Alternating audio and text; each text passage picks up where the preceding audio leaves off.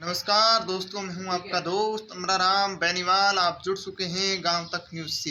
दोस्तों, राजस्थान के सियासी गलियारों में इस वक्त की बड़ी अपडेट निकल के आ रही हैं, जहां कल तक आरएलपी व कांग्रेस के मध्य ये बात चल रही थी कि गठबंधन अब होना असंभव है। आरएलपी और कांग्रेस के मध्य पिछले कई दिनों से गठबंधन की तो बात चल रही थी, लेकिन कल आरएलपी के वरिष्ठ दो बड़े नेता पुखराज गर्ग जहां एक तरफ बीजेपी में चले गए थे, वहीं दूसरी ओर मारवाड़ में अपनी पकड़ रखने वाले आरएलपी के लेफ्ट हैंड माने जाने वाले उम्मेदराम बेनीवाल ने कांग्रेस को ज्वाइन कर लिया था।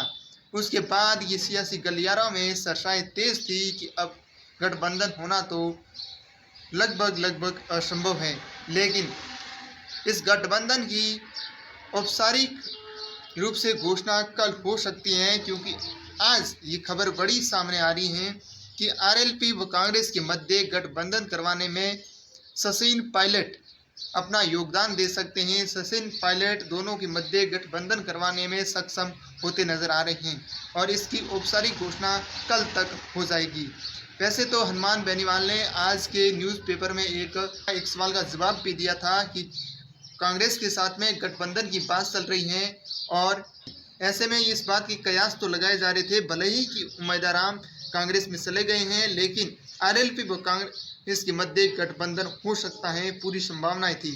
कुछ सियासत में यह भी चर्चाएं चल रही थी कि उम्मीदराम बेनीवाल की कांग्रेस में आना पिछले कई दिनों से ये तय माना जा रहा था, जिसकी जानकारी आरएलपी सुप्रीमो हनुमान बेनीवाल को थी। लेकिन अब ये गठबंधन की बात सामने आने के बाद राजस्थान की सियासत कुछ नए करवट में बैठती नजर आ रही है।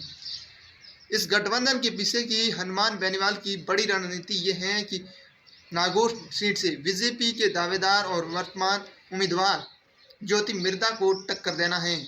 अकेले हनुमान बेनीवाल टक्कर देने में सक्षम हो पाएंगे नहीं पाएंगे, लेकिन कांग्रेस के साथ में मिल प्रतिद्वंदी रही ज्योति मिर्धा को कड़ी टक्कर दे सकते हैं। ऐसे में बीजेपी की अब कई सीटों पर बाड़मेर, जैसलमेर समेत नागौर और जोधपुर, वहीं जालोर और सिरोही लोकसभा सीट पर मुसीबत बढ़ती नजर आ रही है। और बाड़मेर की बात की जाए तो यहाँ पर त्रिकोणीय मुकाबला भी हो सकता है, क्योंकि जहाँ बीजेपी ने कैलाश चौधरी को टिकट दिया है और दूसरी ओर कांग्रेस उम्मीदराम बेनीवाल को टिकट देती है और तीसरे उम्मीदवार के रूप में निर्दलीय दाव रविंदर सिंह भाटी भी ठोक सकते हैं, जिससे यहाँ की राजनीतिक बड़ी ही दिलचस्प होती जा रही है। आपका साथी अमराराम बेनीवाल, धन्यवाद।